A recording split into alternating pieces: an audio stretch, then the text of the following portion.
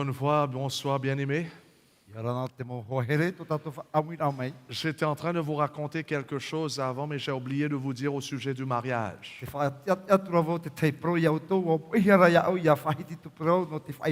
Demain, je vais traiter sur le sujet du mariage et le problème du concubinage.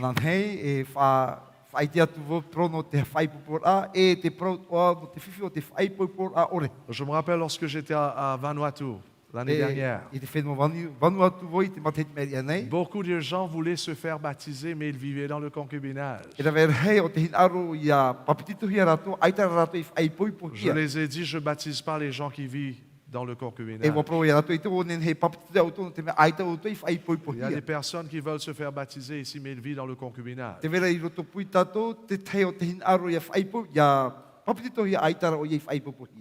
On ne peut pas vous baptiser. Parce que ça va annuler. Le concubinage annule la signification du baptême. Le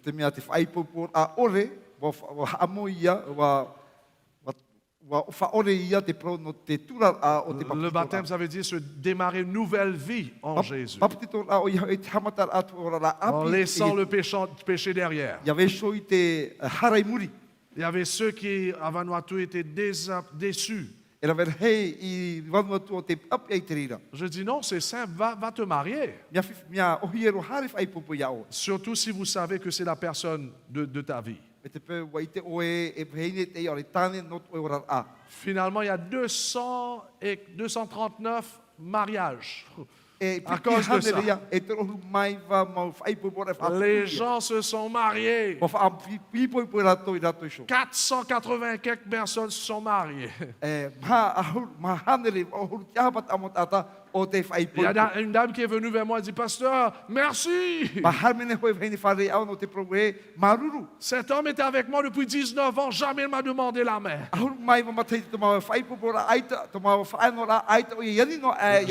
J'ai dit, ne me remercie pas, remercie le ciel. C'est Dieu qui l'a touché. Il faut régler ces situations. Si vraiment vous aimez Dieu, il faut rentrer sous la parapluie de Dieu. Et Dieu va déverser ses bénédictions. Demain, je vais traiter cela. Donc, pour ceux qui viennent d'arriver, demain, il n'y a pas de réunion 7 heures du soir. C'est plutôt 9 heures du matin et 11 heures du matin. Deux présentations je vais faire demain. Et ces deux messages sont deux messages de votre vie. Il y a des gens qui m'ont dit, qu'en est-il de l'homosexualité? Qu'est-ce que la Bible nous dit au sujet de ça? Demain, je vais traiter cela aussi. Selon ce que la Bible dit. Pas selon ce que le pasteur dit. Trop beaucoup de gens parlent au sujet de ce qu'ils pensent au lieu de ce que Dieu dit. C'est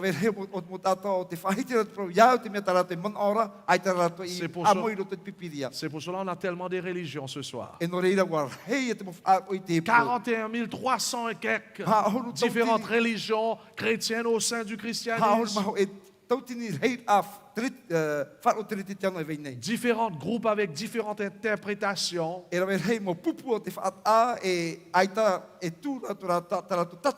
ça, c'est grave. Parce que la Bible dit il y a une seule foi, un seul corps, seul esprit, seule Bible, un seul Dieu. Pourtant, 41 000 et quelques différents groupes et religions. C'est pas normal. C'est parce que les gens aiment choisir ce qu'ils veulent dans la Bible. Ils disent, ça c'est pour moi. Ça c'est pour toi. Hein? Et finalement, c'est le conflit et la confusion au sein du christianisme. Demain, donc, on va venir, on va bien s'habiller. Si vous n'avez pas un bon habit, viens quand même.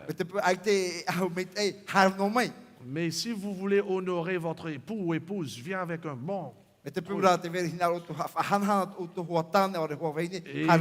je vous invite à s'asseoir ensemble en famille demain. À quelle heure? 9 heures du matin. S'il y a ceux qui travaillent, il faut prendre congé. Demain matin, il faut téléphoner le patron. Prends congé. Est-ce que quelqu'un connaît cet homme qui est là? C'est William Wheeler. C'était un homme riche. C'était un homme c'était un producteur de films. Malheureusement, William Wheeler, c'était un athée. Il ne croyait pas dans le vrai Dieu. D'ailleurs, il était contre le christianisme, contre la Bible. Un jour, il avait une idée. Il voulait que les gens ne croient plus dans la Bible. Il voulait que les gens ne croient plus en Jésus. Il dit, je vais faire sortir un film. Afin que les gens puissent, à travers ce film, les gens puissent ne va plus croire en Dieu. Mais il voulait faire un bon film afin de bien attaquer la Bible, bien contredire la Bible. Mais afin de pouvoir le faire, il dit qu'il doit aller lire la Bible afin de trouver les points pour attaquer la Bible. Mais vous savez qu'est-ce qui s'est passé? Le plus qu'il lisait la Bible, le plus qu'il réalisait que la Bible est très vraie. Jusqu'à un bon moment, il a même retrouvé Jésus dans la parole. Que Jésus était le vrai Messie, le sauveur de l'humanité. Un jour, dans sa petite chambre, l'homme est tombé à genoux devant son Dieu. Il a pleuré. Il a demandé pardon à Dieu. Pardonne-moi que j'étais un athée. Pardonne-moi que j'étais contre toi. Pardonne de tous mes péchés. Je te donne mon cœur. Je te donne ma vie. Et au lieu de sortir avec un film contre Dieu, qui était contre la Bible, l'homme va sortir avec ce film qu'on appelle Ben-Hur. Quelqu'un a vu ce film? C'est mon meilleur film de tous les films que j'ai vus. J'ai regardé cela 10 fois. Chaque fois que je regarde, je pleure. C'est un film qui élève Jésus et la Bible plus que les autres films. Essaye de trouver ce film d'ailleurs. D'ailleurs, ce film était reconnu avant Titanic, c'était le film du siècle. L'homme, William Wheeler, était devenu un enfant de Dieu en lisant la parole de Dieu. Ce soir, vous allez voir qu'il y a quelque chose de puissant dans la parole de Dieu. Ça transforme le cœur. Ça change l'homme et son caractère. Ça purifie la pensée. Dieu, dans son amour, nous a envoyé une lettre d'amour. Appelez la parole de Dieu. Mais c'est seulement lorsque vous et moi, nous commençons à lire la parole de Dieu dans l'humilité, non pas à travers l'orgueil, mais en réalisant que ça, c'est les saintes écritures de Dieu. Lorsque nous lisons la parole de Dieu à travers l'aide du Saint-Esprit, vous allez voir que ce livre a la capacité de nous transformer. Et ce soir, vous allez voir, mes bien-aimés, que le seul moyen que nous pouvons avoir une relation authentique avec avec Jésus, c'est en lisant la parole de Dieu, en méditant sur ses pages, en obéissant à ses instructions. Ce soir, vous allez comprendre que la Bible nous révèle non pas seulement qu'il y a un Dieu d'amour, mais la Bible nous explique ce grand conflit qu'on a étudié là-dessus hier soir. Et ça nous aide afin de vaincre l'ennemi à travers ses pages. Le titre du message de ce soir, c'est le parchemin de l'empereur. Le sous-titre, une lettre d'amour de Dieu écrite et spécialement pour toi.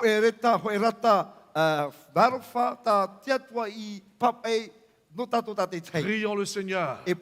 Notre bon et tendre Père Céleste, merci pour tes enfants qui sont venus encore nombreux ce soir. Pour ceux qui écoutent à travers l'Internet. Pour ceux qui écoutent à Tiperoui, à Bora Bora, à ceux qui écoutent à Fatawa, à ceux qui écoutent à Aroué. Béni soit ton nom. Que les gens s'intéressent dans ta parole ce soir. Mais aide-nous à comprendre, Seigneur, que ça ne suffit pas simplement d'écouter la parole de Dieu. Mais il faut absolument qu'on comprenne la parole de Dieu et qu'on obéisse à la parole de Dieu. Touche-nous ce soir à travers ta parole, afin qu'en rentrant chez nous, nous ne serons plus les mêmes. Fais ce miracle, tout d'abord dans le cœur du prédicateur, dans le cœur du traducteur et dans les cœurs de chacun d'entre nous, afin que Christ soit formé en nous et nous préparer pour ton royaume. Au nom de Jésus. Amen. Amen. Mais bien aimé, à chaque fois lorsque Jésus-Christ prêchait, lorsqu'il était sur terre, et la Bible nous dit qu'il y avait une foule qui le suivait. Et au sein de la foule, il y avait deux catégories de personnes. Il y avait la multitude, la foule elle-même, et puis il y avait un petit groupe qui s'appelait les disciples. Nous lisons par exemple dans Luc chapitre 6, le verset 17 à 21. Jésus descendit de la colline avec eux, s'arrêta à un endroit plat où se trouvait un grand nombre de ses disciples. Il y avait aussi là une foule immense, des gens de toute la Judée, de Jérusalem et des villes de la côte, Tyr et Sidon. Remarque combien pourquoi ils étaient là. Surtout la foule. Ils étaient venus pour l'entendre et se faire guérir de leur maladie. La foule était là afin d'entendre Jésus. Ils voulaient entendre un bon prédicateur. Donc, je voyais la foule qui venait écouter la parole de Dieu. C'est un peu comme vous ce soir. Et il y avait ceux parmi la foule qui venaient afin d'être guéris. Jésus guérissait les malades. Et il y avait ceux qui avaient faim. Jésus multipliait des pains. Donc il y avait ceux qui étaient dans le besoin. Et ils étaient là donc, non pas premièrement pour obéir à Dieu, mais pour recevoir des choses de la part de Dieu. Est-ce que vous me suivez ce soir? Troisièmement, je vois dans la foule un groupe qui venait voir du spectacle. Parce que Jésus faisait des miracles. Donc ils sont venus afin de voir des miracles. C'était des spectateurs. Je les voyais qui venaient avec leur bouteille de Coca-Cola. Avec leur popcorn dans la main. On va voir ce qu'il va faire aujourd'hui. Mais mes frères et mes sœurs, malheureusement, la foule n'était pas là parce qu'ils aimaient Dieu. Ils n'étaient pas là afin d'obéir aux instructions de Dieu. Ils étaient là pour leur propre gain. Tandis que de l'autre côté, il y avait un autre groupe. Un groupe moyen comparé à la grande foule. Eux, ils étaient là parce qu'ils aimaient Jésus. Ils voulaient obéir à Dieu. C'est pour cela qu'ils étaient prêts à faire tout ce que Jésus était en train de les enseigner. Jésus était touché par la foule. Mais Jésus ne cherchait pas une masse de personnes pour le suivre. Jésus cherchait des gens consacrés pour le servir. Christ n'était pas intéressé dans la quantité de gens. Même s'ils aimaient tout le monde, il aimait tout le monde. Christ cherchait la qualité au sein de la foule. Oh, il n'était pas concerné au sujet de la grandeur de la foule.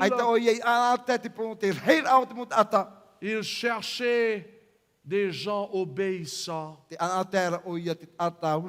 Christ s'intéressait dans leur engagement. Et c'était seulement les disciples qui étaient engagés. Qu'est-ce que c'est qu'un disciple? Ce soir, vous allez voir qu'un disciple, c'est quelqu'un qui n'écoute pas seulement la parole, mais qui obéit à la parole. Ils obéissent à la parole, parce qu'ils aiment Dieu. Les disciples, c'était des vrais chrétiens. Chrétiens authentiques. Qui étaient prêts à faire des sacrifices. De lâcher le péché. Afin de faire la volonté de Dieu. Malheureusement, la foule suivait Jésus à leur propre terre. La foule choisissait ce qu'il voulait. Aucune chose que Jésus-Christ leur disait qui était contre leur zone de confort. Il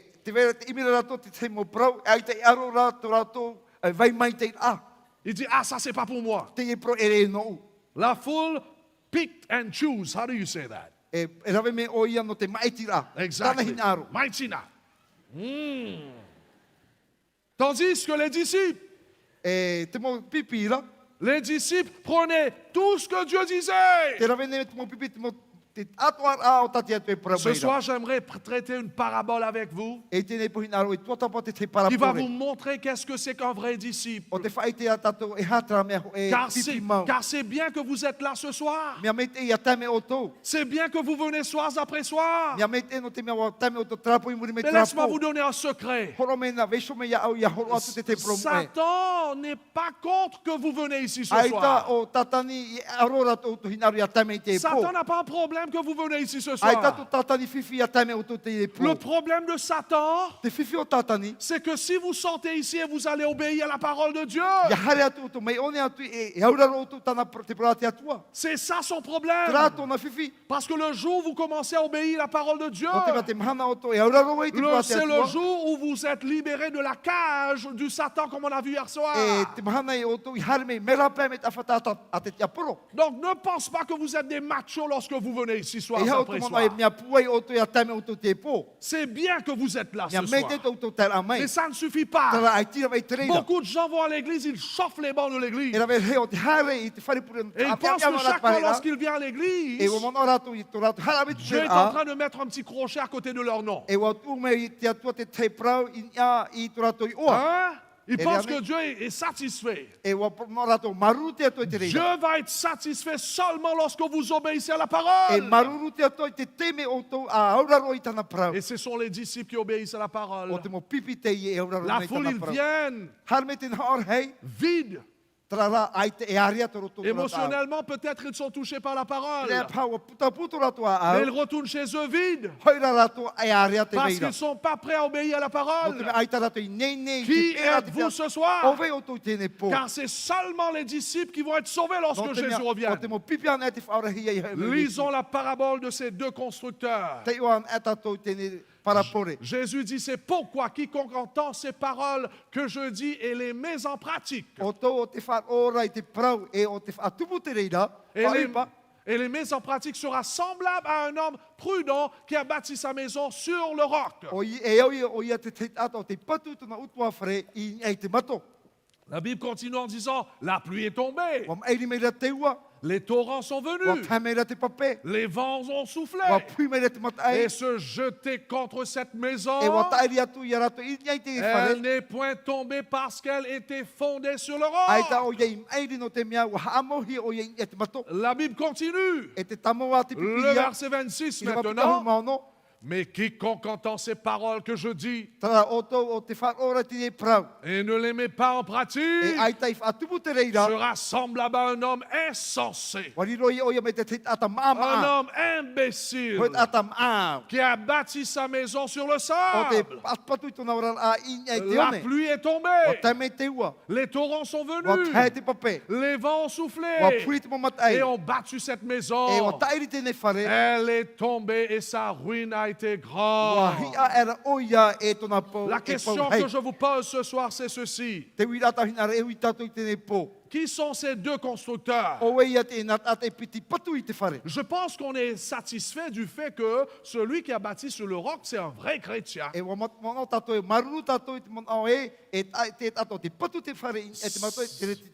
C'est un bon chrétien. Mais qu'en est-il de celui qui bâtit sur le sable? J'avais l'habitude de croire que celui qui baptisait sur le sable, c'était quelqu'un du monde. Mais selon la parole de Dieu, qui est celui-là qui bâtit sur le sable? Est-ce que c'est quelqu'un du monde? Est-ce que c'est un grand pécheur? Est-ce que c'est un athée comme William Willett? Remarquons ce que la Bible nous dit. Mais quiconque entend ces paroles que je dis et ne les met pas en pratique sera semblable à un homme insensé qui bâtit sa maison sur le sable. Donc, celui qui bâtit sur le sable, c'est qui? C'est aussi bien un chrétien. C'est un croyant. C'est quelqu'un qui est exposé par la parole, par la vérité. Mais il a un problème. Son problème, c'est qu'il ne veut pas obéir à la parole de Dieu. Son problème, c'est qu'il ne pratique pas la vérité. Donc, tous les deux constructeurs, ce sont des chrétiens. Ils sont là, ils écoutent la parole de Jésus. Mais seulement un qui obéit à la parole. Tandis que celui qui bâtit sur le sable n'obéit pas à la parole. D'ailleurs, si vous voulez savoir un petit peu plus de celui-là qui bâtit sur le sable,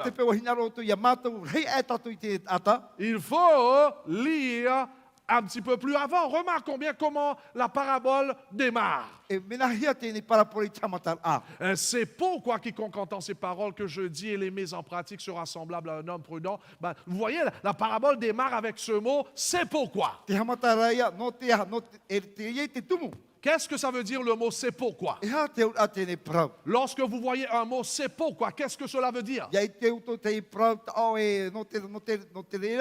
Je loue Dieu, je vous vois comme ça qui écoute. Mais qui êtes-vous ce soir? Parce que même la foule écoutait. Est-ce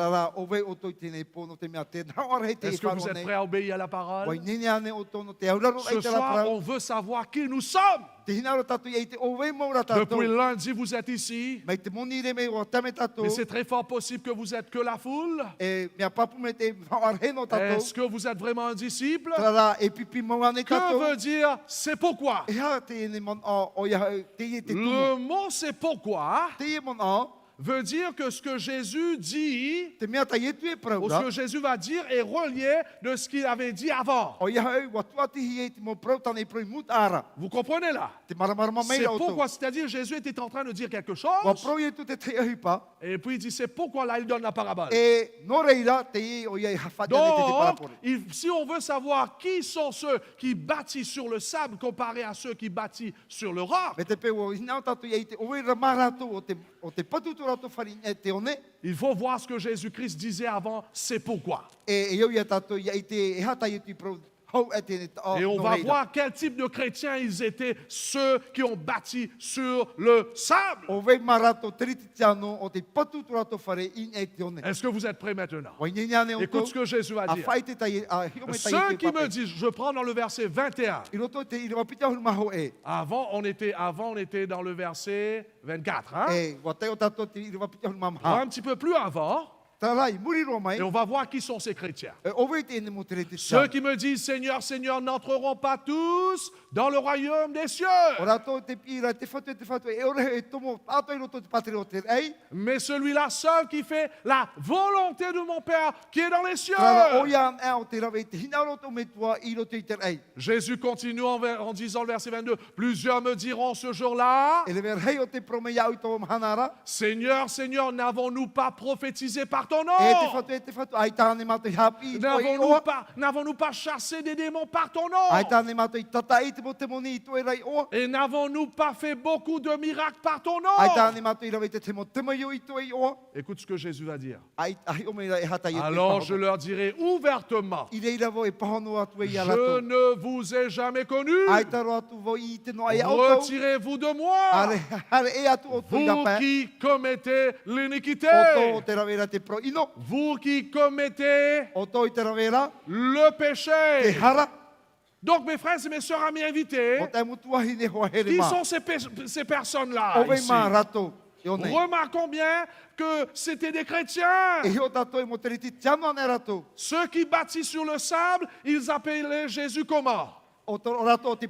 Seigneur, Seigneur. Vous savez qu'est-ce que ça veut dire un Seigneur? C'est votre maître. C'est quelqu'un que normalement vous devrez obéir. Donc ils ont réclamé que Jésus était leur Seigneur. Donc ce n'était pas n'importe quel chrétien. Donc Jésus dit, ça ne suffit pas de m'appeler Seigneur, Seigneur. Mais plus encore, ils ont fait pas mal de bonnes choses pour Dieu. Pour Jésus. Remarque ce que le texte nous dit. Qu'est-ce qu'ils ont fait? Seigneur, n'avons-nous pas prophétisé par ton nom? N'avons-nous pas chassé des démons par ton nom? N'avons-nous pas fait beaucoup de miracles par ton nom? Donc ce sont des chrétiens qui ont fait pas mal de bonnes choses pour Dieu. Mais remarquons bien qu'est-ce qui va définir la ligne entre un vrai disciple et un faux.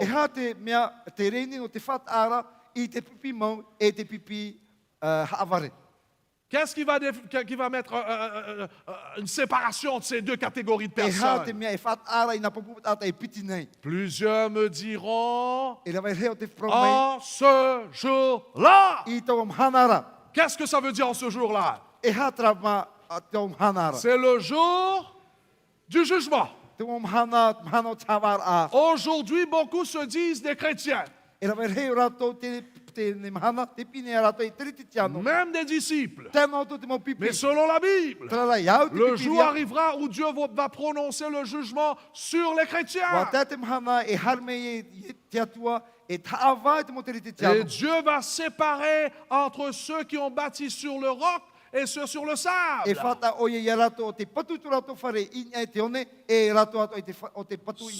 qui étaient des vrais disciples et les faux disciples, l'ivrée et le blé, la brebis et la bouc et le bouc. Le bouc. Il y aura ce jour, mes frères et mes sœurs. Le jour du jugement viendra où vraiment tout va être mis au clair. C'est ce jour-là que nous allons savoir ceux qui ont été vraiment des vrais chrétiens. Aujourd'hui, le christianisme est rempli des hypocrites. Qui êtes-vous ce soir? Donc ils ont fait pas mal de choses. Aujourd'hui, beaucoup sont en train de blow their trumpet, souffler leur trompette. Ils disent, j'aime Jésus, j'ai fait ceci, cela pour Jésus. Mais la Bible nous dit que dans le jour du jugement, Dieu va leur dire, je ne vous ai jamais connu. Retirez-vous de moi, vous qui commettez l'iniquité. Donc ceux qui ont bâti sur le sable, soyez clairs, c'était des croyants, c'était des chrétiens. Ils avaient une apparence de la piété. Ils disaient que vraiment Jésus était leur Seigneur. Ils ont fait pas mal de choses pour Dieu.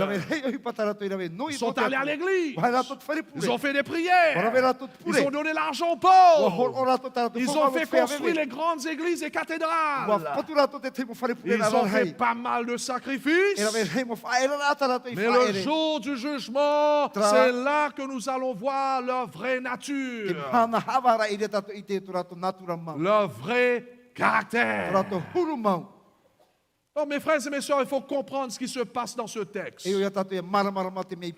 Car lorsque Jésus était en train de prêcher, tous ces gens étaient en train de le suivre. Et vous voyez, la foule était là pour dire à Jésus, oui, on va te suivre. Oui, nous irons là où tu veux, où nous irons. Oui, on va faire ce que tu nous demandes de faire. On va prophétiser. On va chasser des démons. On va faire des miracles. Mais c'était la foule.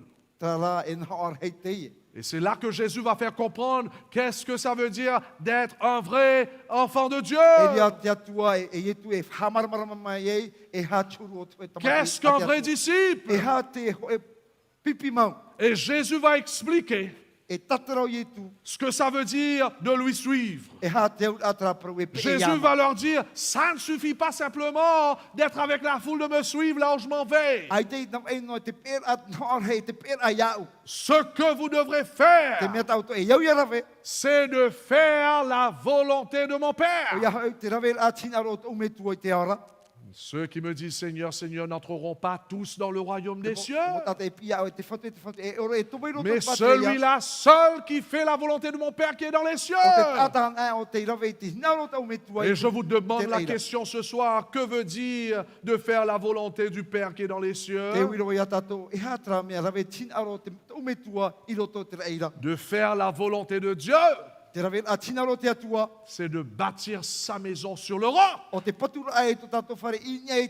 Et c'est là que Jésus va donner cette parabole.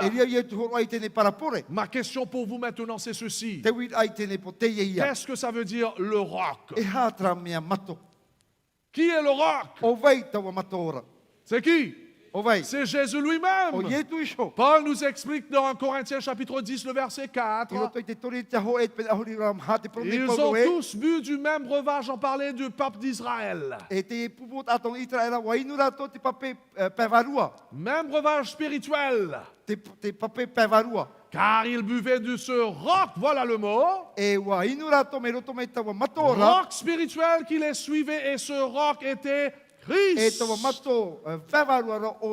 Donc mes frères et mes sœurs, amis invités, le roc c'est Christ lui-même, et un vrai disciple c'est quelqu'un qui bâtit sa vie sur le Christ.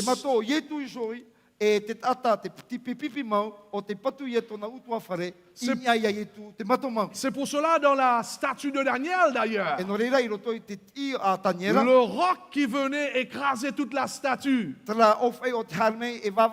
c'était le Christ lui-même et son royaume. Donc ici Jésus est en train de montrer qu'un vrai disciple, c'est celui qui bâtit sa vie sur le Christ. Il est en relation avec le Christ. Il est en train de chercher le Christ et son royaume dans sa vie. Il cherche le royaume de Dieu plus que de chercher le royaume de ce monde. Un vrai chrétien, c'est quelqu'un qui est focalisé sur le Christ et son royaume. Malheureusement, beaucoup de chrétiens, ils ont un pied dans l'église et un pied dans le monde. Ils veulent gagner le ciel, ils veulent gagner le monde. Et ça, c'est la foule. Et ça, c'est un imbécile qui bâtit sa vie sur le sable. La Bible dit que c'est un insensé. Un vrai disciple, donc, c'est quelqu'un qui suit Jésus. Vous avez entendu là? Il ne suit pas un homme. Il ne suit pas une église. Il suit son maître qui est le Christ. Oh, mes frères et mes soeurs, est-ce que vous êtes en train de suivre le Christ ce soir? Ma question maintenant, c'est ceci. Qu'en est-il de bâtir? Qu'est-ce que ça veut dire de bâtir sa maison sur le Christ, sur le roc?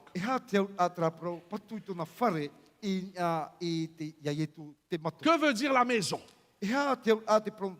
Car tous les deux avaient des maisons.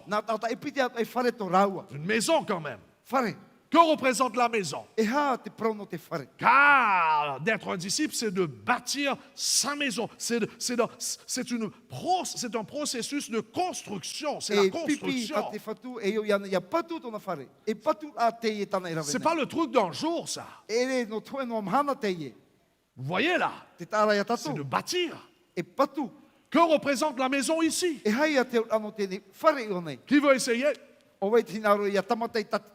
La maison ici représente quoi? La vie. Hein? La foi. Le caractère. C'est la vie, c'est la foi, c'est le caractère de quelqu'un. Oh, mes bien-aimés, remarquons bien tous les deux types de chrétiens. La foule et le disciple sont en train de bâtir leur caractère. Deux catégories de constructeurs. Mais tous les deux construisent quelque chose. Même les chrétiens qui ne sont pas sérieux avec Dieu, vous êtes en train de bâtir votre caractère, soit pour le ciel, soit pour la destruction éternelle.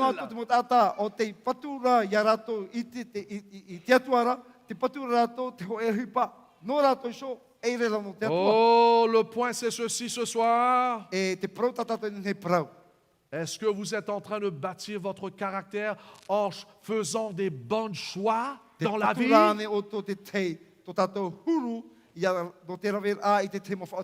C'est pour cela que je suis ici, afin de vous dire que chaque choix qu'on fait dans la vie, chacune de ces choix, soit que c'est en train de bâtir notre vie et caractère pour le ciel ou bien pour la destruction éternelle. Les choix que nous sommes en train de faire tous les jours, soit que c'est en train de former notre vie pour le ciel ou nous disqualifier pour le ciel. C'est pour cela Un vrai disciple. Un vrai chrétien authentique. C'est quelqu'un qui est sérieux. Il n'est pas premièrement intéressé dans la prophétie. Même que si ça a sa place. C'est pas quelqu'un qui se soucie tout d'abord de faire les miracles. Ou bien de chasser des démons. Ces choses sont importantes. Mais un vrai disciple, son problème c'est ceci. Est-ce que je suis en train de bâtir mon caractère sur le Christ? Le vrai souci de la foule. Est-ce que vous me suivez là ce soir? Le vrai souci de la foule, c'est le spectacle. C'est pour cela aujourd'hui nous vivons dans un christianisme où il y a beaucoup de spectacles. Les gens qui prophétisent tombent par terre, roulaient par terre. Guérir les gens, faisaient des miracles. Oh, faites attention mes bien-aimés. Selon la parole de Dieu, la volonté de Dieu, c'est de bâtir notre vie sur le Christ afin qu'on soit semblable à Christ.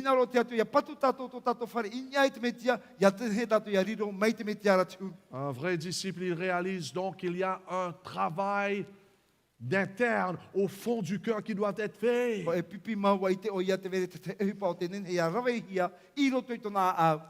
Un changement qui devrait se faire. Sa satisfaction n'est pas en faisant des pratiques religieuses. Non, ce qu'il veut, il veut refléter son maître. Il veut vivre l'amour du Christ, la paix du Christ, la joie du Christ et la sainteté de Dieu. Il veut refléter Jésus là où il est. C'est pour cela la vraie religion, c'est le développement du caractère. La vraie religion, c'est pas de prophétiser, de guérir les gens et tous ces trucs. Le jour du jugement, beaucoup de gens vont être choqués lorsque Jésus va dire « Je ne te connais pas ». La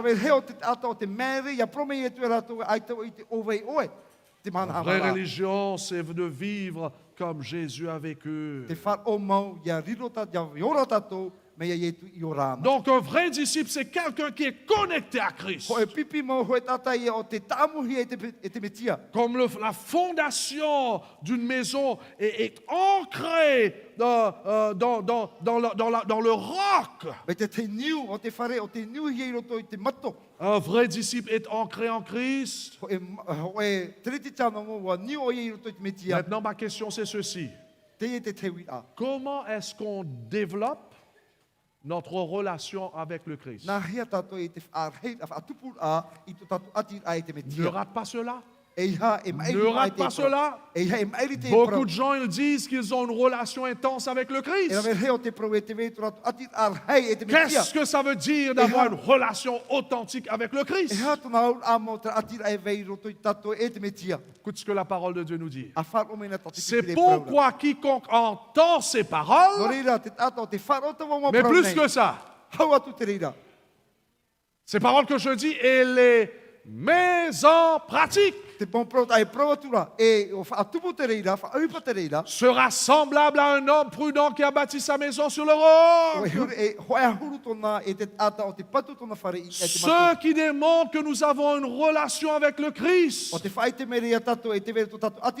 une relation authentique, c'est notre obéissance à la parole. En d'autres mots, un vrai disciple qui bâtit son caractère sur le Christ, c'est quelqu'un qui est sérieux au sujet de la parole de Dieu. C'est quelqu'un qui étudie la parole de Dieu. Il n'attend pas d'aller à l'église pour entendre la parole de Dieu. Tous les jours, dans son petit coin, il étudie la parole de Dieu. Mais plus que ça, il obéit à la parole de Dieu. Je vous pose la question ce soir, mes bien-aimés. Est-ce que vous êtes en train d'étudier la parole de Dieu? Est-ce que vous aimez la parole de Dieu? Est-ce que vous êtes en train de chercher Dieu en lisant sa parole tous les jours? C'est bien de venir ici soir après soir. Et que Dieu vous bénisse abondamment pour cela. Mais laisse-moi vous dire, vous n'avez pas besoin d'un pasteur pour étudier la parole de Dieu. Car le moment où vous donnez votre cœur à Jésus, Dieu vous donne un pasteur qui est plus grand que pasteur Jean-Noël. Et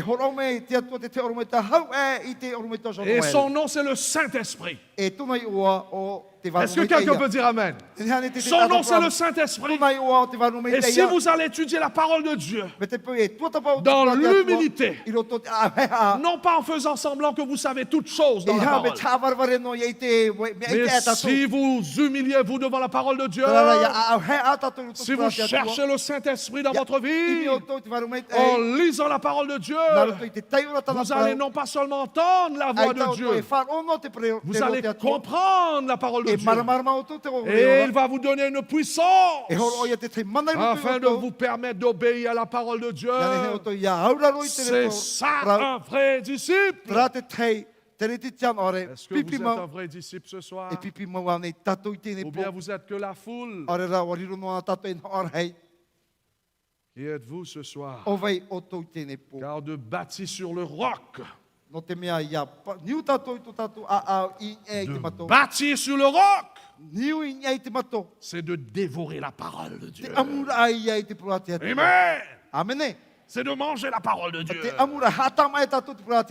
Malheureusement, combien de chrétiens qui passent leur temps dans les films de Hollywood, passent le temps sur le Facebook,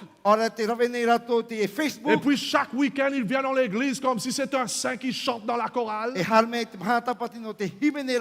ne peut pas se moquer de Dieu. Le jour du jugement, Dieu va établir toutes choses. Dieu va ouvrir toutes choses devant le monde.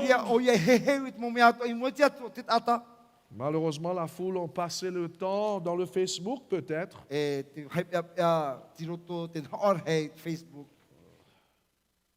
La foule, il vient à l'église avec leur iPhone.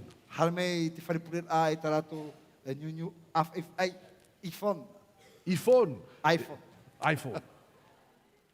Et lorsque le pasteur est en train de prêcher, la foule est en train de jouer sur leur iPhone. Le pasteur ne vous voit pas, mais il y a un Dieu qui vous voit. Et ces films que nous sommes en train de regarder, ces trucs que nous sommes en train d'observer sur la télé, c'est en train de déformer notre caractère pour le ciel. Car chaque chose qu'on regarde, chaque chose qu'on écoute, chaque chose qui rentre dans notre corps par les 5 sens, toutes ces choses affectent notre caractère. Soit que c'est en train de construire notre caractère semblable à Jésus, soit c'est en train de former notre caractère semblable à du monde, au péché. Qui êtes-vous ce soir? Donc, mes bien-aimés, la question se pose ce soir. Qui est votre autorité? Car un vrai disciple, pour lui, la Bible, c'est son autorité. Il cherche à vivre en harmonie à la parole de Dieu. Tandis que la foule, il bâtit sur le sable, bâtit leur caractère, non pas sur la parole de Dieu, mais sur des autres formes d'autorité. D'ailleurs, est-ce que vous voulez savoir qui était derrière la foule qui faisait ces miracles? Car vous allez voir, je vais vous montrer là. Ceux qui baptisaient sur le sable, la foule était trompée. Ils ont été trompés. Ils ont fondé leur caractère, leur vie, non pas sur la Bible, mais remarquons bien sur quoi. Voilà le texte que nous avons étudié depuis tout à l'heure. Ceux qui me disent, Seigneur, n'entreront pas tous dans le royaume. Il y a ceux qui viennent qui disent, n'avons-nous pas prophétisé par ton nom? Chasser des démons par ton nom, miracle par ton nom. Ils pensaient que c'était la volonté de Dieu. Mais où est-ce qu'ils ont reçu cela? Parce que ça, ce n'est pas de la Bible. Le vrai christianisme, ce n'est pas de faire ces spectacles. Donc, quelle autorité était l'autorité de ces personnes-là? Vous voulez savoir? Est-ce que vous êtes prêts? Voilà, je mets, c'est en haut. Ça va aller un petit peu plus en haut.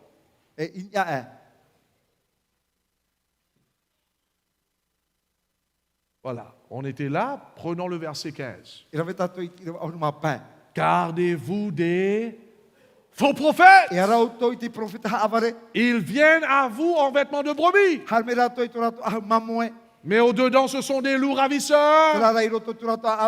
Gardez-vous des faux prophètes, encore Jésus dit. C'est la même chose. En d'autres mots, la foule, ceux qui ont bâti sur le sable, au lieu de suivre la parole de Dieu, ils ont suivi les faux prophètes. Et les faux prophètes les ont dit que c'est ça la volonté de Dieu. Les faux prophètes les ont dit que c'est de faire des miracles. C'est ça ce que Dieu cherche de vous. Et c'est ça ce qui se passe aujourd'hui au sein du christianisme. Combien de gens qui sont tombés dans ce piège? On ouvre la télé aujourd'hui. Ici, je ne sais pas si vous avez ça. Mais à la Nouvelle-Zélande, en Australie, partout vous mettez la télé.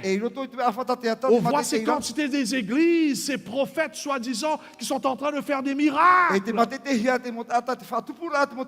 Les gens tombent par terre, 4 roues en l'air. Et tout le monde sont en train de regarder ému, en pensant que c'est ça la vraie religion. Laisse-moi vous dire ce soir, mes bien-aimés, la vraie religion, c'est ça. C'est de suivre la parole de Dieu. C'est de pratiquer tout ce que la Bible nous dit de faire. Non pas de faire ce que les hommes nous disent de faire. Mais de suivre ce que Dieu nous dit de faire. Est-ce que quelqu'un peut dire Amen ce soir? La foule, celui-là qui bâtit sur le sable, sont des chrétiens superficiels qui ont écouté les paroles des hommes. Leur autorité, ce n'était pas la Bible, mais c'était ce que les faux prophètes disaient. Et parce qu'ils n'étudiaient pas la parole de Dieu, ils ont cru dans ces hommes. Je vous dis, chaque personne qui est là ce soir, ceux qui sont là-bas derrière, ceux qui sont ici, vous qui êtes là, nous tous qui sommes là, ceux qui écoutez à la maison, nous sommes responsables à lire la parole de Dieu, à étudier la parole de Dieu par l'aide du Saint-Esprit, à discerner la volonté de Dieu. Car il y a beaucoup de faux prophètes qui se passent dans notre monde partout aujourd'hui. Et même à Tahiti. Et nous avons vu cela la dernière fois. Un des signes des temps Jésus dit ici dans Matthieu 24, le verset 24, ainsi qui démontre que Jésus est à la porte. Il dit car il s'élèvera de faux Christ et de faux prophètes. Ils feront de grands prodiges et des miracles. Au point de séduire, s'il était possible, même les élus. Oh, mes bien-aimés, la foule comparée aux disciples ne s'intéresse pas dans l'obéissance à la parole. Et c'est ça la grande différence entre ceux qui vont être sauvés et ceux qui vont être perdus. Je vous pose la question encore une fois. Qui êtes-vous ce soir? Est-ce que vous êtes quelqu'un qui cherche à connaître Dieu à travers sa parole? Je bénis le nom de Dieu que vous venez de vous l'en dire. Mais la question que je vous pose, qu'est-ce que vous faites lorsque vous rentrez chez vous? Est-ce que vous êtes en train d'obéir la parole de Dieu? Ah, pasteur, si j'obéis la parole de Dieu, j'aurai problème avec mon mari, avec ma femme, avec mes enfants. Je vais perdre mon petit ami.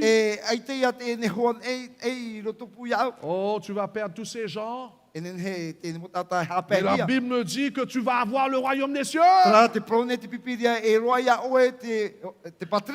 perdras quelqu'un. Mais Dieu te donnera plus encore des gens.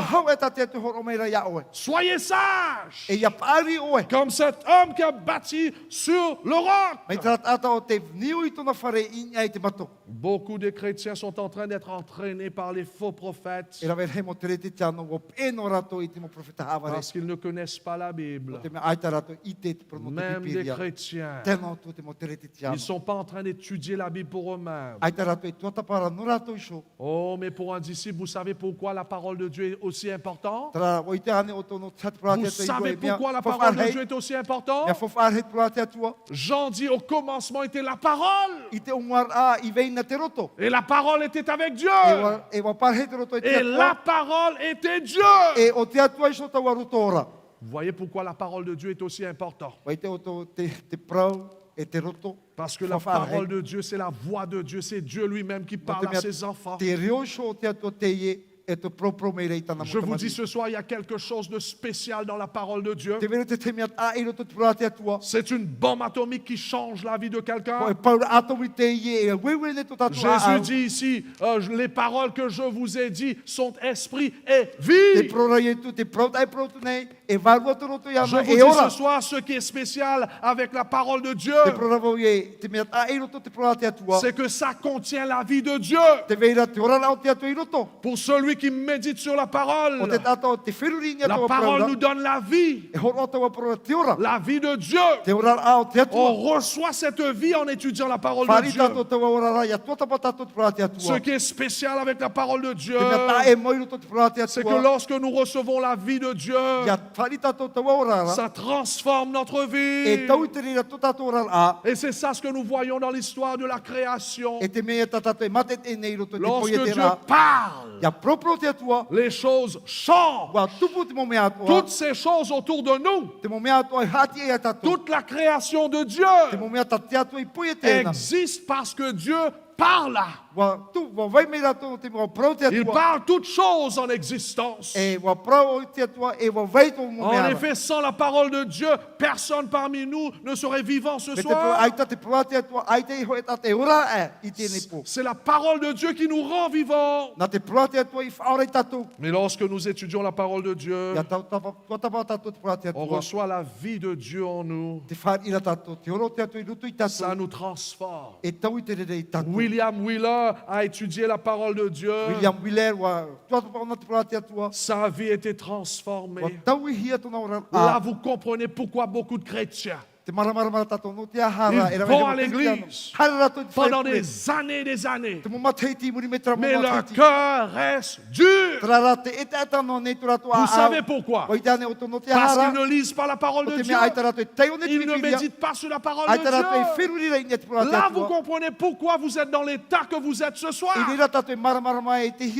Vous vous dites que vous êtes un chrétien, mais vous êtes en train d'avoir de tensions avec votre femme. Le divorce approche. Et vous vous dites pourquoi? C'est parce que vous avez négligé la parole de Dieu. La parole de Dieu nous enseigne une façon de vivre comme les chrétiens. Et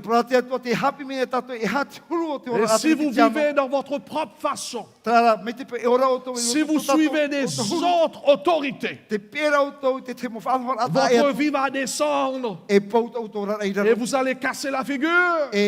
Il y a ceux qui ont des problèmes de finances. C'est parce que vous n'avez pas suivi la parole de Dieu et ses instructions. Dieu nous enseigne comment dépenser notre argent. Mais vous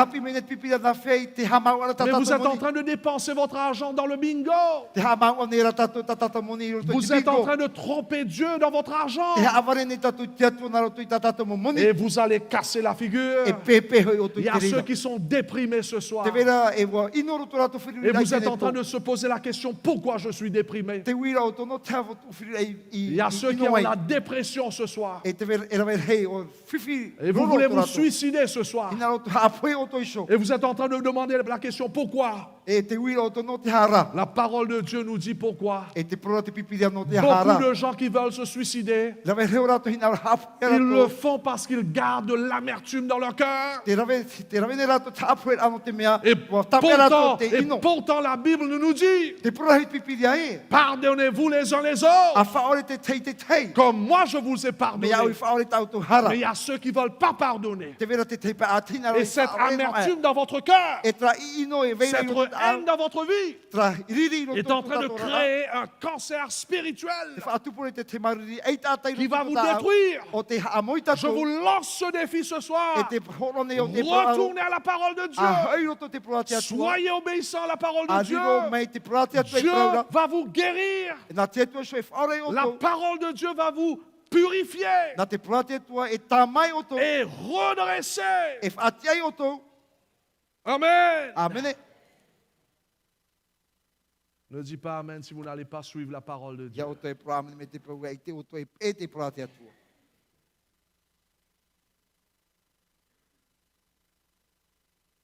Remarquez bien que la Bible n'est pas en train de nous dire si nous sommes en train d'aller à l'église, donner de l'aumône, visiter les malades. Non, on peut faire ça et n'être pas un disciple. La Bible est en train de nous demander, est-ce que j'ai réalisé l'importance de la parole de Dieu dans ma vie? Est-ce que la parole de Dieu, c'est le seul boussole de ma vie?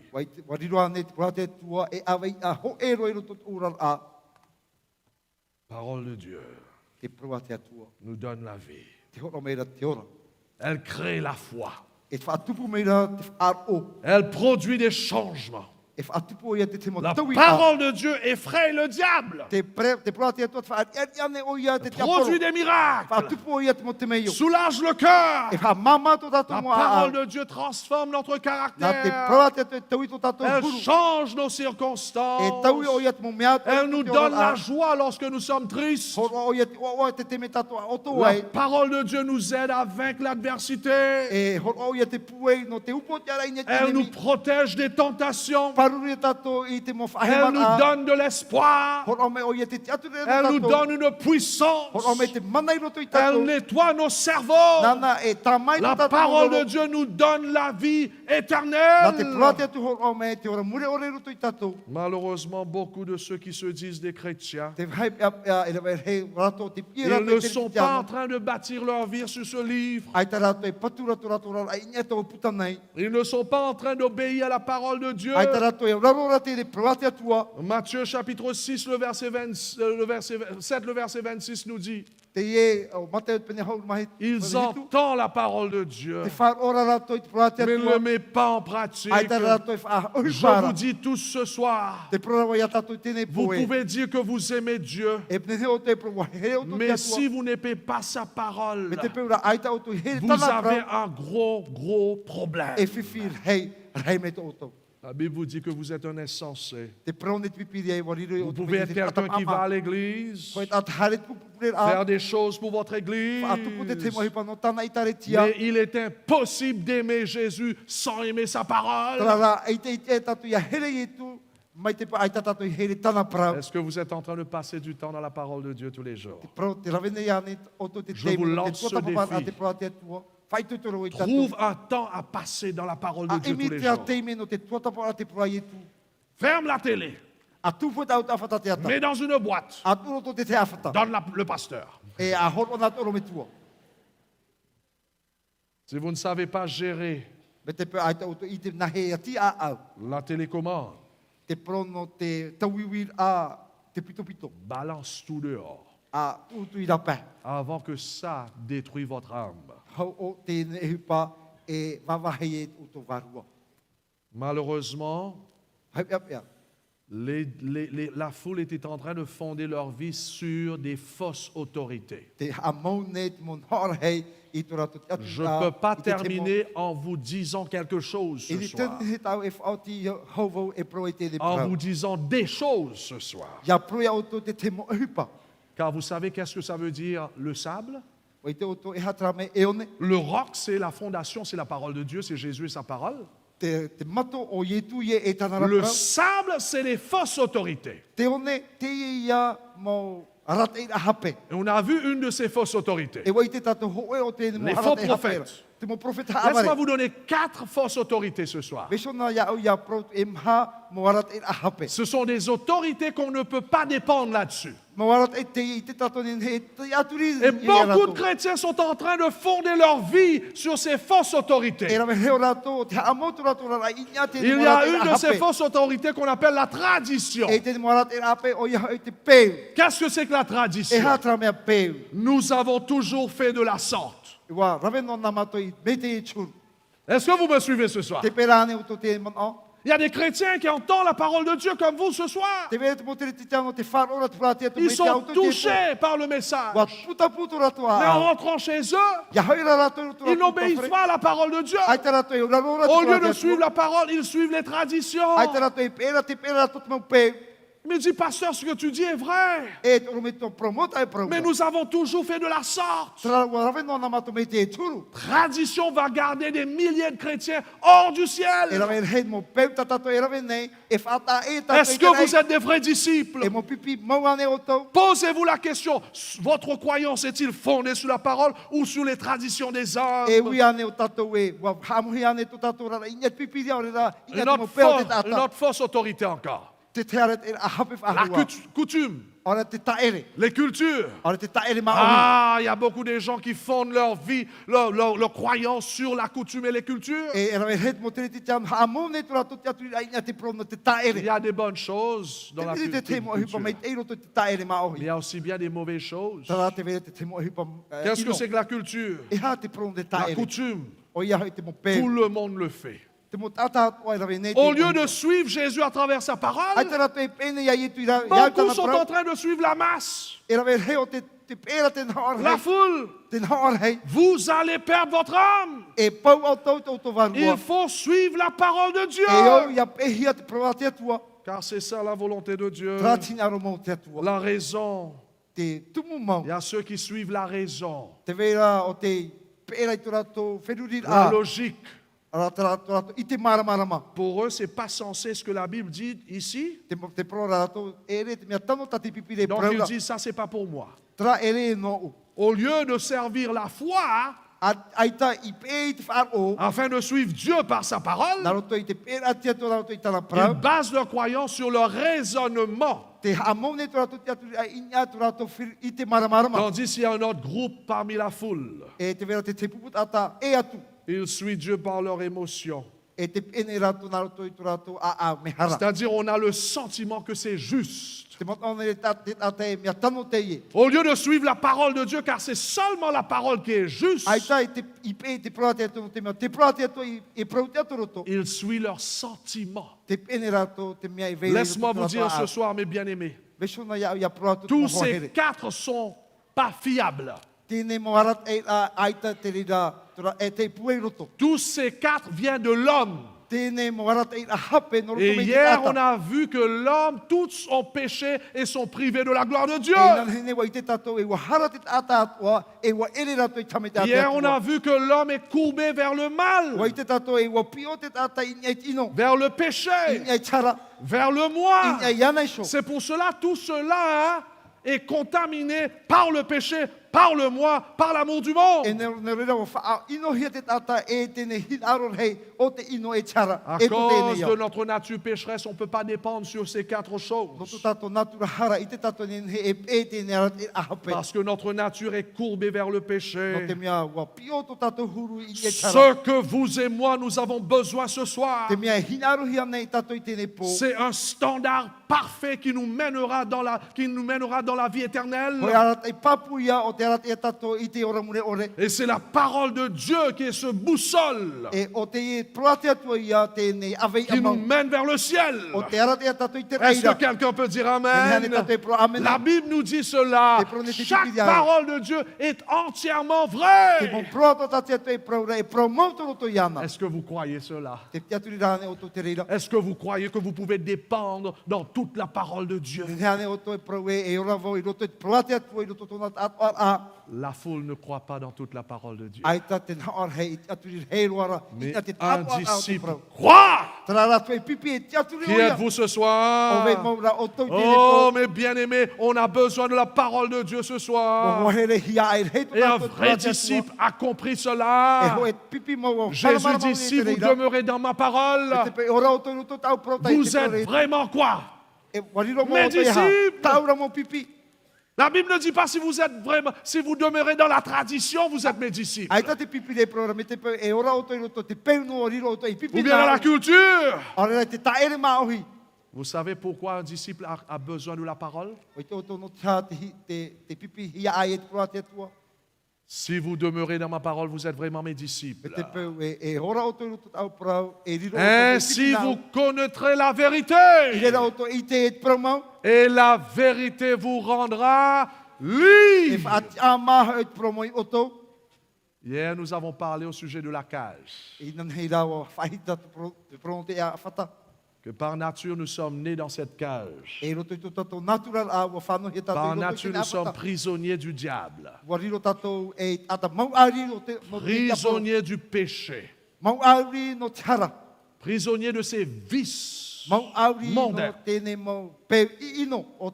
Prisonniers de notre orgueil. Prisonniers de la haine et de la jalousie. Prisonniers de ces traditions. Prisonniers de ces cultures et coutumes. Et vous savez comment Dieu nous délivre de cette cage? La Bible nous dit que ta parole est une lampe à mes pieds, une lumière sur mes sentiers. Amen. Donc, qu'est-ce qui se fait? Je vous explique là, brièvement, on doit terminer. Lorsque nous allons à la parole de Dieu, et lorsque nous étudions la parole de Dieu à travers l'aide du Saint-Esprit, la parole de Dieu démasque ces ruses du diable. Ça nous montre ces traditions que nous avions l'habitude de suivre. Or, le plus qu'on lit, on voit tous ces trucs du diable et ces ruses du diable qu'on était prisonniers. Et je vois que, waouh, le concubinage, c'est pas de Dieu. Et pourtant, c'est une coutume ici à Tahiti de vivre dans le concubinage. Est-ce que vous me suivez ce soir? Amen. Et là, je comprends, waouh, je suis dans la cage du diable à travers le concubinage.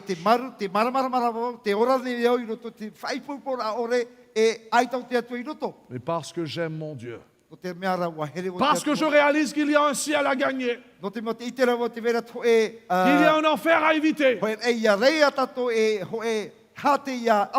je confesse mes péchés. Seigneur, je ne peux plus continuer de vivre dans cette relation.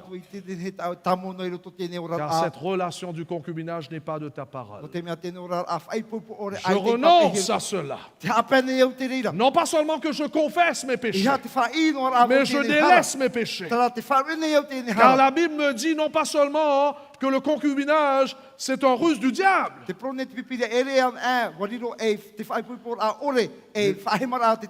Mais lorsque je tourne ma Bible, un petit peu ici, un petit peu là-bas, un petit peu de l'autre côté, je vois que Dieu a désigné le mariage afin de me bénir. Donc je renonce au concubinage et je me marie.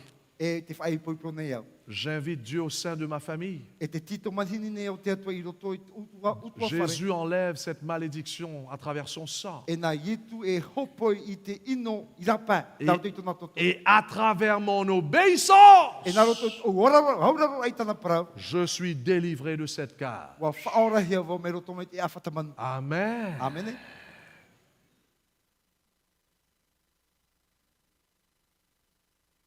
C'est pour cela, mes frères et mes sœurs, je vous exhorte ce soir de retourner à la parole de Dieu.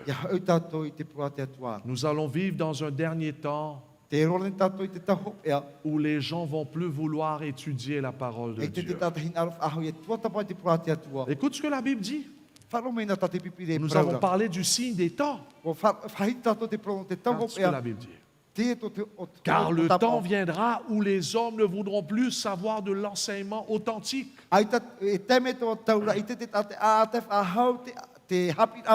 Désireux d'entendre des choses agréables, ils se choisiront une foule de maîtres à qui ils demanderont de leur caresser agréablement les oreilles.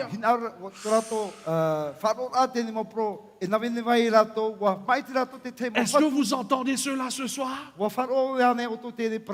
Que dans les derniers temps, les gens vont plus vouloir entendre les saintes doctrines de la parole de Dieu. Ils vont chercher des pasteurs, des prédicateurs qui vont leur caresser agréablement les oreilles, qui vont prêcher n'importe quoi, sauf la parole de Dieu. Et c'est ça le problème dans le christianisme aujourd'hui. Beaucoup de gens, au lieu de plaire à Dieu en prêchant la volonté de Dieu d'ici,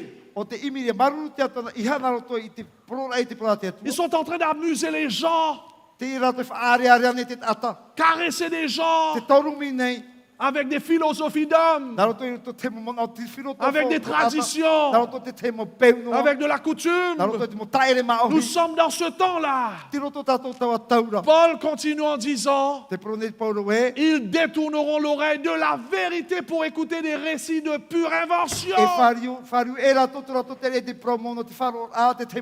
Nous vivons dans ce temps aujourd'hui. Beaucoup de faux prophètes, faux prédicateurs sont en train de vivre cela, d'accomplir cette prophétie. Beaucoup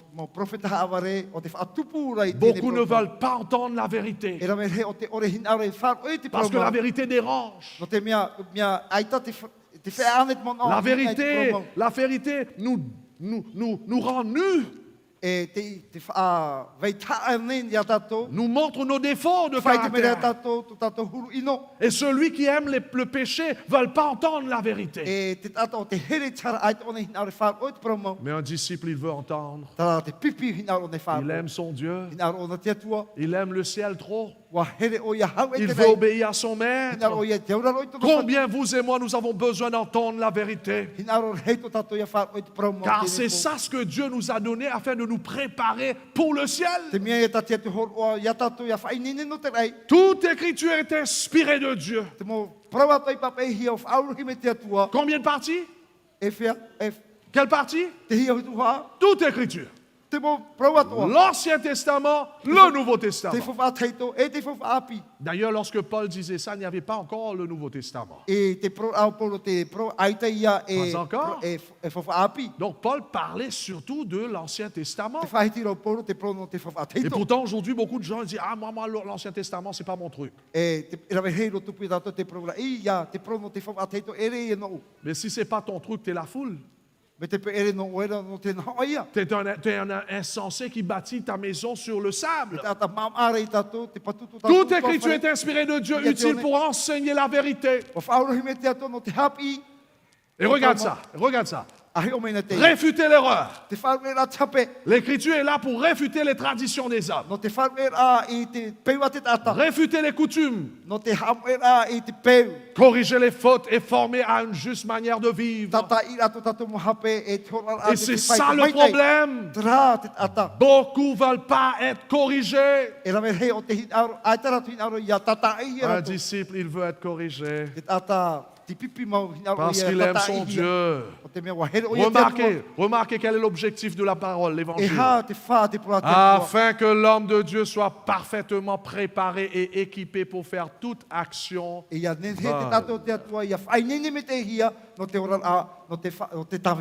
Beaucoup veulent une religion facile où ils peuvent faire ce qu'ils veulent.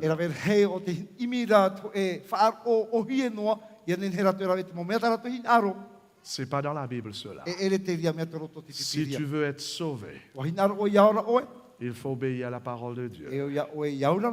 Qui êtes-vous ce soir? Qui êtes-vous ce soir? Malheureusement, dans les derniers temps, beaucoup vont lâcher l'évangile éternel de Dieu. Ils vont suivre les traditions. Ils vont suivre les coutumes. Ils vont enseigner des doctrines des hommes. D'ailleurs, écoute cela, c'est pratiquement mon dernier texte. Écoute ce qui va se passer dans les derniers temps. Cependant, l'Esprit déclare clairement que dans les derniers temps, plusieurs se détourneront de la foi parce qu'ils s'attacheront à des esprits trompeurs et à des enseignements inspirés par quoi?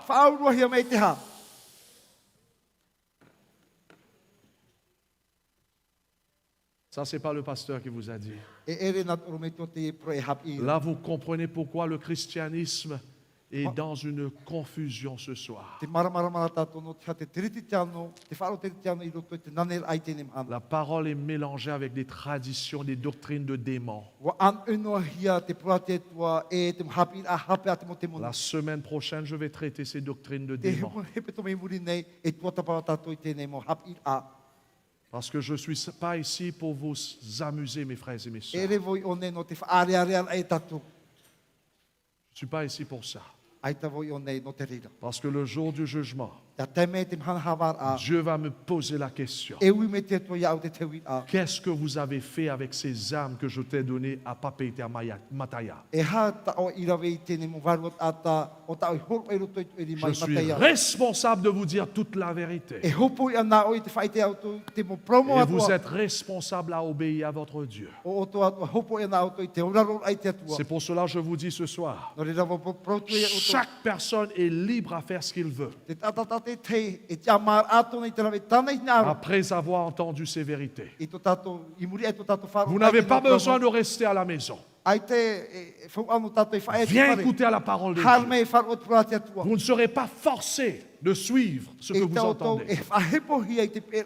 Car Dieu nous a créés libres. Mais vous devrez connaître la vérité. Car c'est la vérité qui va vous libérer. À la fin du jour, c'est vous qui choisissez. Mais sache que si vous détournez de la parole de Dieu, Dieu vous appellera en jugement. Mais moi, je ne comprends pas pourquoi vous allez vous détourner de la vérité. Je ne comprends pas pourquoi.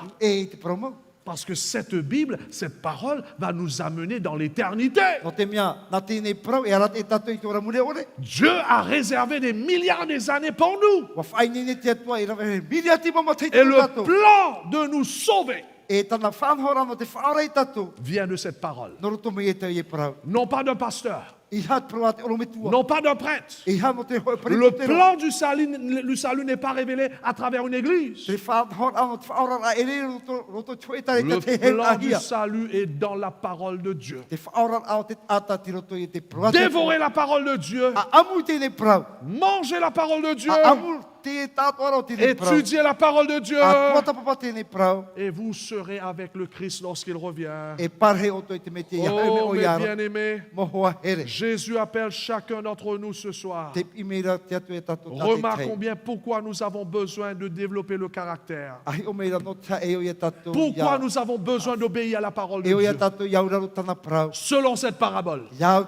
Vous savez pourquoi? Vous savez pourquoi ici? On ne peut pas terminer sans savoir la réponse.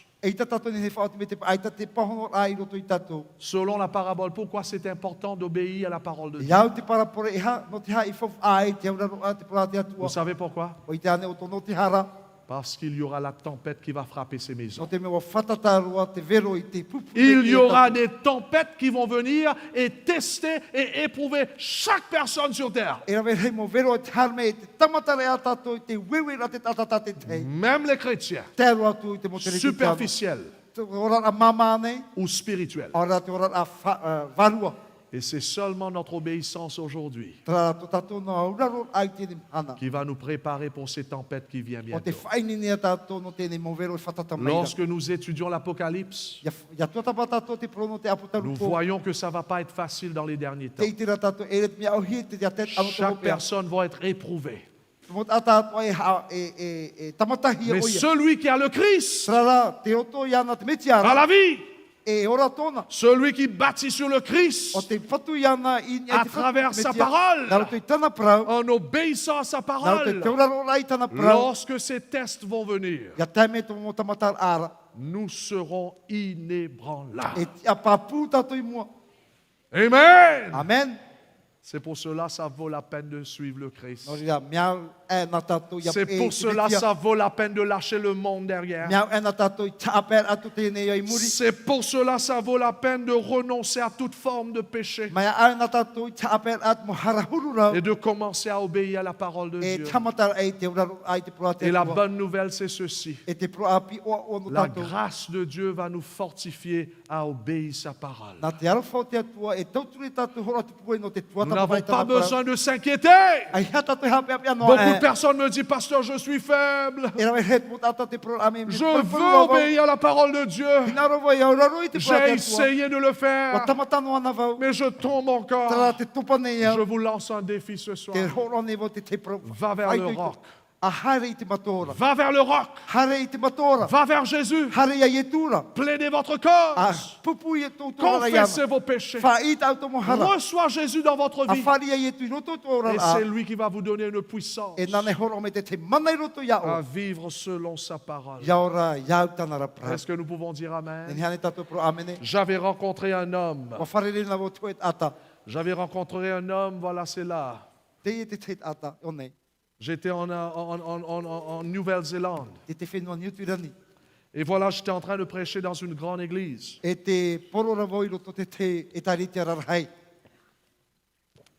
Cet homme était un hindou. Jamais entendu parler de la parole de Dieu. Jamais entendu parler de Jésus. Il vient pour la première fois. Il avait de l'argent dans sa poche, mais l'argent ne le satisfait pas. Il avait l'occasion de se marier 2 fois. La femme attendait à l'église 2 fois. Et lui, il se sauvait, il n'est jamais allé à l'église. Il a essayé 2 fois de se suicider. Belle maison, belle voiture, plus grosse télé. C'était un sportif. Et sa vie était vide. Il est venu pour écouter la parole de Dieu. Je prêchais sur Jésus. Je le voyais pleurer. C'était un homme intelligent. Travaille avec la Nouvelle-Zélande. Dans le plan technique. Mais son intelligence n'a pas pu le sauver. Et lorsque je prêchais l'évangile, il commençait à pleurer. Et tout d'un coup, ses larmes se tournaient en joie. Pleurer encore. À la fin, j'ai invité les gens à donner leur cœur à Jésus. Ce même soir, donner son cœur à Christ. Et lorsqu'il sortait de l'église, il sautait dans mes bras. Il me dit, pasteur, je crois fermement que le Christ est rentré dans ma vie aujourd'hui. Je dis, mon frère, moi aussi je le crois. Demain je serai là. Il me dit, demain je viens. Il devrait travailler tous les soirs pendant cette semaine. Mais il est venu le lendemain. C'était la même chose. Il était touché par la parole de Dieu. Il est rentré chez lui avec la joie. Lundi, il est venu encore avec la joie dans son cœur. Mardi, il y avait une tempête de pluie. Il était en retard. 25 minutes de retard. Il racontait son histoire plus tard. Il disait qu'il pleurait sur le volant de la voiture. Jésus, s'il te plaît, permets que j'arrive juste à temps. Je veux entendre ta parole. Ça me fait rappeler de quelqu'un qui me disait la même chose. Une personne qui vient ici chaque soir. Elle me dit, pasteur, je hâte de venir chaque soir. Finalement, elle vient aussi le matin à 5 heures du matin. La réunion de 5 heures du matin s'est faite pour l'église, afin qu'on prie pour les invités. Elle est là, elle aussi, avec sa fille. Elle a soif du Dieu vivant. Et c'était le même problème, la même chose avec Krishna. Krishna pleurait. Jésus, s'il te plaît, je veux arriver à temps. Il était 25 minutes de retard. Lorsqu'il rentrait dans la porte de derrière à l'église, il y a un autre pasteur qui venait devant. Il dit, aïe, aïe, aïe, c'est fini, c'est trop tard. L'autre pasteur va terminer par la prière. Et l'autre pasteur est venu et disait à tout le monde, il disait, excuse-nous, pasteur Jean-Noël vient de téléphoner car il est en retard à cause de la tempête de pluie. J'étais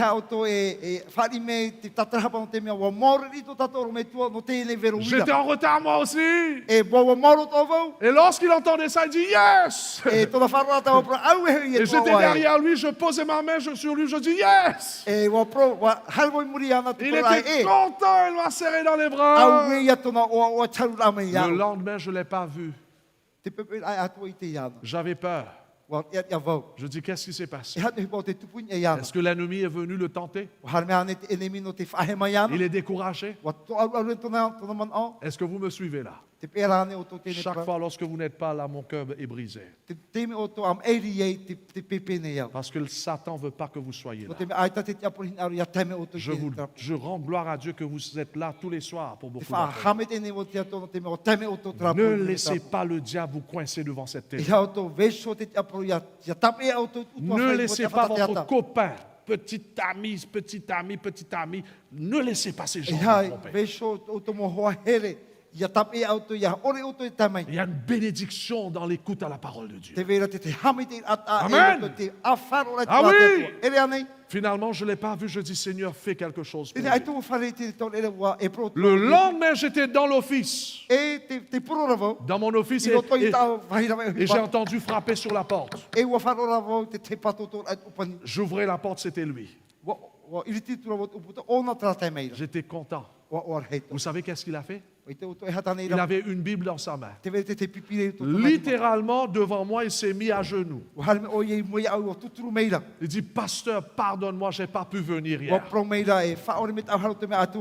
Car si j'allais venir, on allait me mettre à la porte dans mon travail. J'ai raté le dimanche, le lundi, le mardi, et finalement, ils m'ont dit qu'il allait me pousser. C'est pour cela que je ne suis pas venu. Et vous savez qu'est-ce qu'il a dit? Il dit, pasteur, est-ce que tu peux prêcher le sermon que j'ai raté hier? Dans mon travail, j'étais choqué. Je dis, mais ok, viens, assis-toi, je vais prêcher. Et dans mon office, j'étais en train de prêcher à un disciple. Amen. Amen. Ça, c'est pas un croyant, ça, c'est un disciple. Et j'ai vu tout de suite que c'était un disciple. Jésus était en train de former le cœur d'un disciple dans ce jeune homme. Le lendemain, c'était la même chose. Il n'a pas pu venir le soir, il est venu le lendemain frapper à ma porte. J'ai prêché l'évangile à lui. Le sabbat, il a donné sa vie à Christ. Le samedi, donner sa vie à Jésus. Même avant, voilà ici, c'est son baptême ici. Est-ce que nous pouvons dire Amen? Il s'est donné à Christ même avant son baptême. Il était devenu fou pour Dieu. Le lendemain, la semaine ensuite, il est venu vers moi et dit, qu'est-ce que je dois faire maintenant? Montre-moi comment je dois partager cette foi.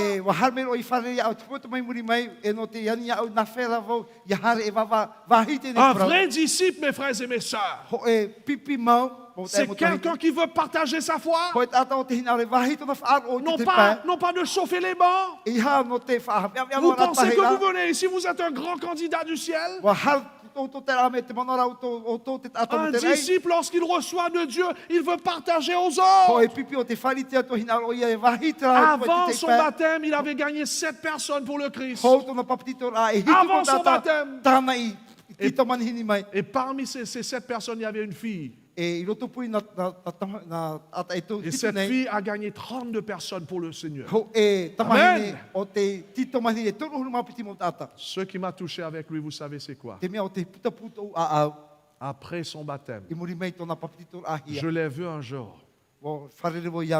Je lui ai posé la question, Chris, il a changé son prénom de Krishna à Chris. Krishna, c'est un dieu des Indes.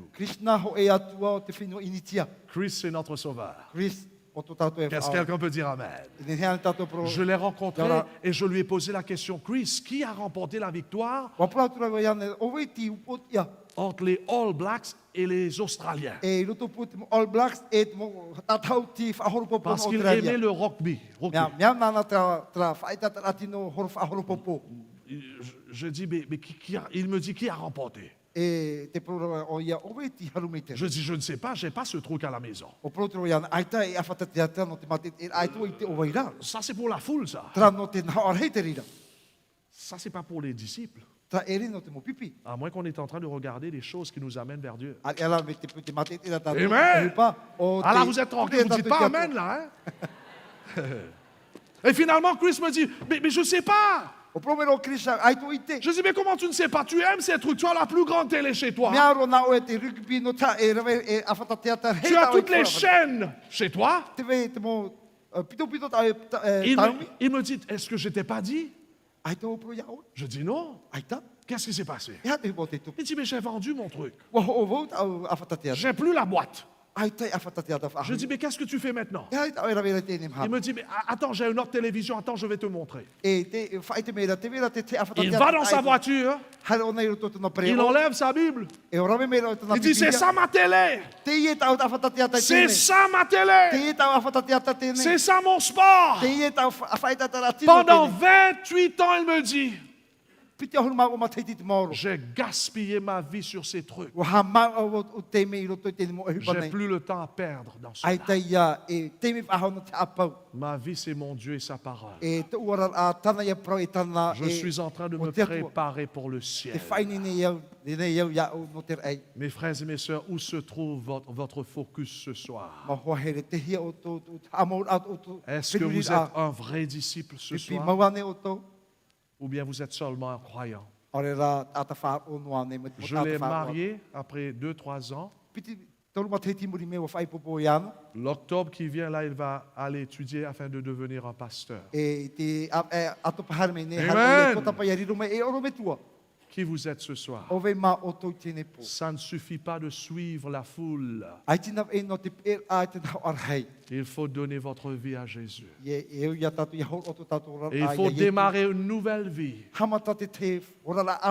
Non pas en suivant les traditions. Pas la coutume. Pas la raison. Pas vos sentiments. Mais ce que la parole de Dieu nous dit. Est-ce qu'il y a quelqu'un qui veut commencer à étudier la parole de Dieu avec moi? Est-ce qu'il y a quelqu'un qui veut dire, Seigneur, je suis fatigué d'être dans la foule, je veux être un disciple ce soir? Vous voulez lever la main ce soir? Dieu soit loué. Dieu vient chercher des disciples. Et vous êtes là ce soir parce que Dieu voit en vous la possibilité de devenir tous un disciple. J'aimerais prier pour vous ce soir.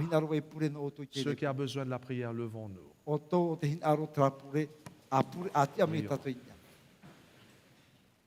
Notre bon et tendre Père Céleste, je te remercie pour ce moment que tu nous as donné. Tu as clarifié ce soir ce que ça veut dire d'être un vrai enfant de Dieu.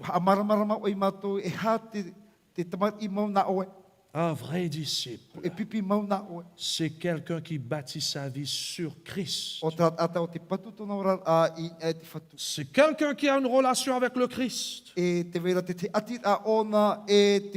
Pas tout d'abord avec une église. Pas tout d'abord avec le pasteur ou le prêtre. Non. Mais avec celui-là qui est mort pour nous. Mais plus que ça, merci que tu nous as clarifié que d'avoir une relation avec le Christ, c'est d'avoir une relation avec sa parole. C'est d'obéir à ta parole. Seigneur, nous sommes faibles ce soir. Nous sommes habitués à désobéir à ta parole. Notre cœur est attiré vers le bas, vers ce monde, vers les plaisirs de ce monde, vers le péché. Donne-nous un cœur nouveau ce soir. Donne-nous un esprit nouveau. Donne-nous des nouveaux désirs ce soir. Donne-nous le désir d'étudier ta parole, de méditer sur ta parole, de dévorer ta parole, car ta parole est une lampe à nos pieds, une lumière sur nos sentiers. Détruis en nous ces mauvais désirs. Crée en nous des nouveaux désirs. Le désir de t'aimer, d'aimer les uns les autres, d'aimer ta parole et de vivre selon ta parole. Bénis chacun d'entre nous. Sauve chacun d'entre nous du péché. Non pas dans le péché, mais du péché. Sauve nos époux, nos épouses, nos enfants, nos parents, nos amis. Sauve nos ennemis. Sauve nos voisins, nos voisines, les membres de nos églises. Sauve nos pasteurs. Sauve nos prêtres. Sauve ce peuple tahitien. Prépare-nous pour ton retour. Au nom de Jésus. Amen.